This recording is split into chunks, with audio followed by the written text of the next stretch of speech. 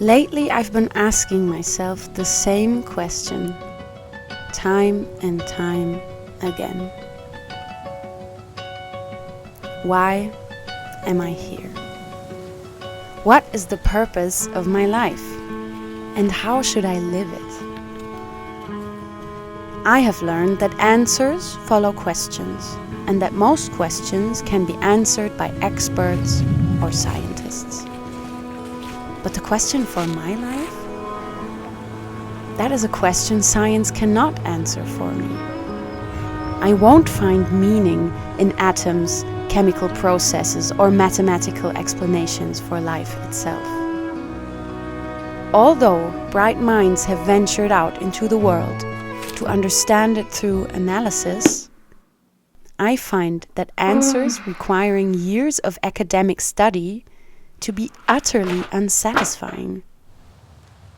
Because no one is more of an expert for my experience than me.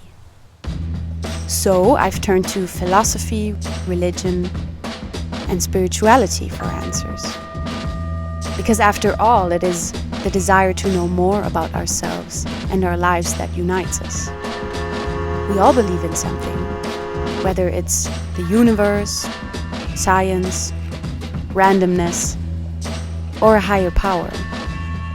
What we trust to be true shapes how we see the world, how we behave, even when we're not fully aware of it. Coming from a Christian background and later on delving deep into the world of different spiritual teachings, I've searched for many answers.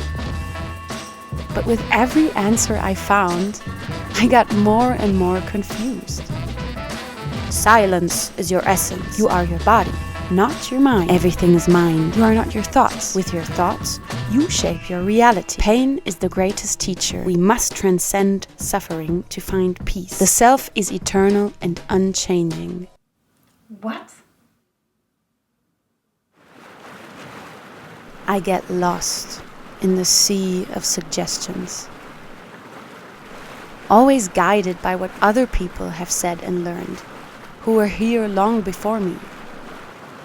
The deeper I dig for answers, the more lost I get. Many spiritual or self-development teachings seem to contradict one another, leaving me wondering which path is right. But there is this whisper inside of me that speaks another language, a knowing that if I listen, if I feel into it, my heart finds to be true. What if life isn't about finding the ultimate answer, but about being present with the questions? What if the essence of this journey isn't looking outward for truth, but in coming back to me inside, into the body, to the sensations, emotions, and everything within? Rather than explaining away my pain, my fears, or my shadows, what if I embrace them as a part of this dance? What if I held myself through sadness and anger, breathed through moments where I feel overwhelmed? My wounds aren't barriers, they're openings. My fears aren't obstacles, they're teachers. Every raw, messy, uncomfortable part of being human is not a problem to be solved, but an invitation to feel, to connect, and to live more fully.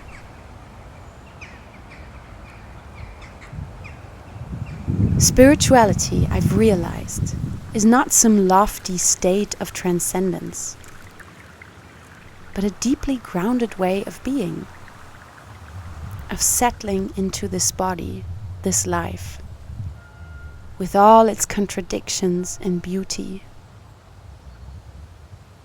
It's less about seeking perfection and more about allowing the full spectrum of being human to unfold. And a big part of being human is spirituality. We have simply forgot. It isn't about adding more practices or rules. It's about peeling back the layers of distraction and disconnection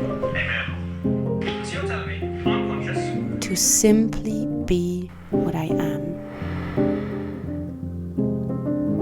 I'm not the first to say this, but I think the world is the body of God, that I am the embodied God. So there's nothing that is not holy. There's nothing that is problematic. There's nothing broken. Everything is an experience that this body, this consciousness, is living through.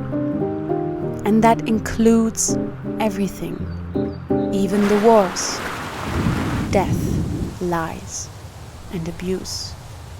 Good and evil dance an endless dance in the depths of my bones, my being. In this culture where certainty is marked as wisdom and answers are sold as truth, I've come to understand that the most profound truths aren't found anywhere else than in the stillness within. The journey of life isn't about chasing answers or arriving at some final destination of enlightenment. It's about deepening into the mystery of living itself. What if we don't need to understand everything to live meaningfully? What if surrendering to the vast unknown is where the magic truly lies?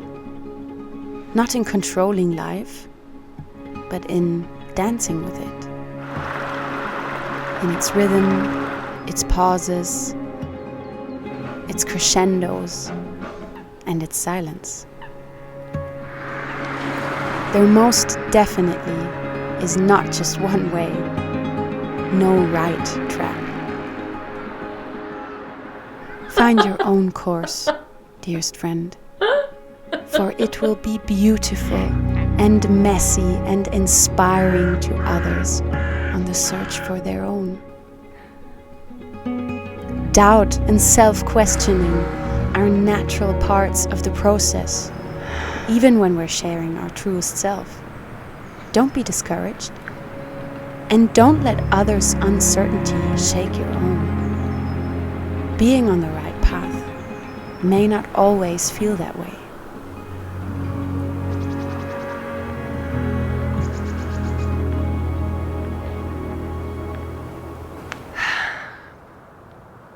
No one has ever been like you, or ever will be. That is your greatest power. And life grants you with every unfolding moment the opportunity to get to know yourself and love yourself better.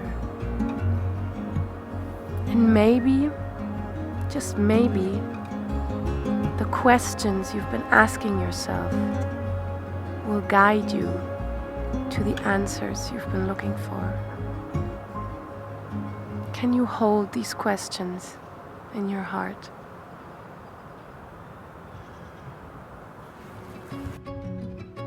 And I leave you with this poem from the German poet Rainer Maria Rilke.